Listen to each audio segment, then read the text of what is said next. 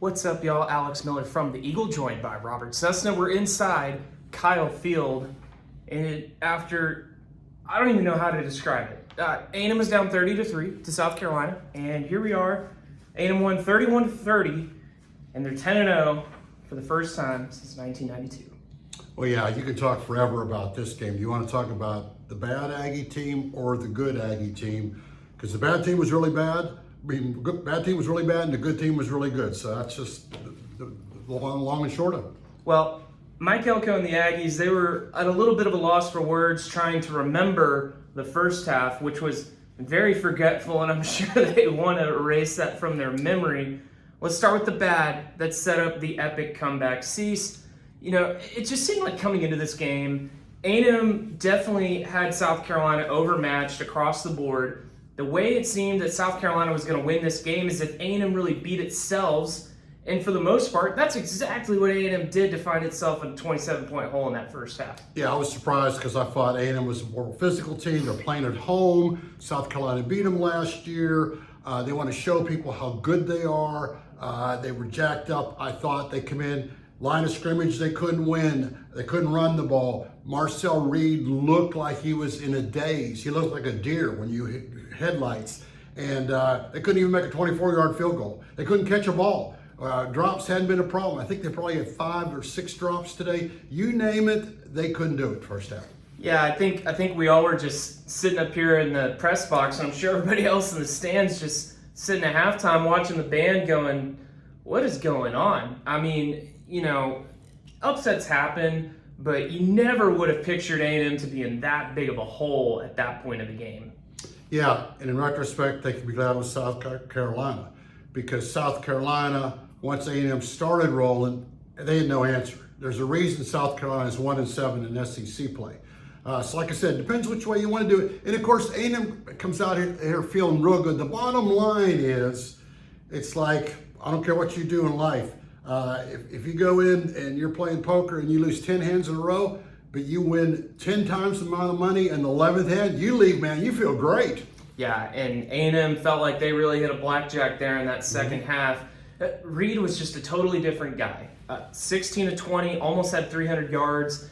Most passing yards in a single game since Nick Starkel had almost 500 in that Belk Bowl that I'm sure A&M fans would like to forget too. But what was impressive about Reed, for as bad as things were in the first half, he truly looked like the Heisman-type contender that a lot of people expected him to be there in those final 30 minutes. Yeah, I thought they'd score. I picked them to score 41. I thought you're looking at South Carolina, you should have your way with this team, but they didn't. But they did in the second half, because if you double the second half, and they gave a touchdown away at the end, which was almost huge. They should have scored 60 points based on the second half. What was impressive too was just the way that the defense responded as well, because look, A&M was given South Carolina prime opportunities with turnovers and field position, but there were a couple of times South Carolina drove right down the field, nickel and dimed their way down and scored. And so it really impressed me that A&M was able to figure it out on defense, and nothing was bigger than, I think, that fourth down stop there early in the second half when South Carolina went for it around midfield on 4th and 1. Yeah, I thought that was one of the bigger plays. Now, obviously, A&M went for it twice on 4th down. If they stop either one of those, they might lose. But South Carolina had taken 4 minutes off the clock. A&M already scored once.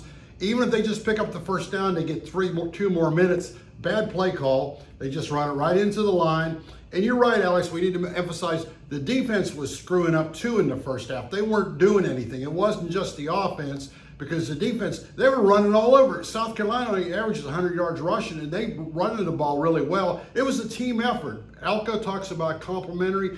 Coaches weren't calling a good game.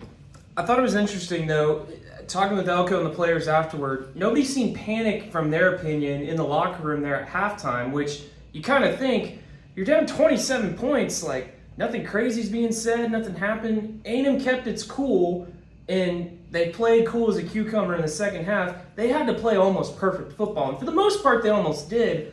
I was getting kind of concerned for the Aggies, though, when they botched the 3rd and goal at the 1, and you think, uh-oh, They finally made a mistake again. Can South Carolina capitalize one more time? Kudos to the A&M defense for stopping Sellers when they had gotten a big fourth down play there to keep that drive going. Yeah, I thought South Carolina might be able to win because they still will be able to score. They have individuals on offense, particularly Sellers and Harbor. But what happened is, when you look at A&M, they rallied late against Notre Dame. They rallied the second half against LSU. So A&M has confidence when they're behind, and they didn't know they were playing South Carolina, because I felt if the light went on, they would be okay. But I still thought South Carolina might outscore. So once again, it was a team effort both ways, first half and second half. From a big picture standpoint, A&M, had they lost this game, they still would have been in the race for the college football playoff. But winning this game, it keeps A&M in the SEC championship race, and it keeps everything in front of A&M where they control their own destiny. They can play for a first round game here at Kyle Field, or play for that first round bye, which can be very coveted when you get into the 12-team field. But nonetheless, winning today, I think, absolutely seals the deal that A&M is going to be in the playoff. They are, and once again, it's about your psyche. Right now, they feel pretty good. And you're right, if they'd lost this game, come on, they lost to South Carolina, I don't care if they lost 34, 33, 31 or whatever, it'd have been a bad loss, and it'd been hard to overcome. But when you win, I don't care how ugly it is, it's a win. Well, I know you're about to head to the office, start doing your grades. What would you kind of maybe initial impression rate A&M's overall performance today? Well, after a half, it's going to be an F. And so right now, everything goes up to a high C or a B, because once again South Carolina was several times one play away from winning. So A&M was one play away from losing. They went to that edge, they didn't go over. So you got to give them props for that. All right, well, hey, we got stories to write. Be sure to check theeagle.com for all of our coverage today on A&M's win over South Carolina. We'll see you next week as the Aggies host Samford.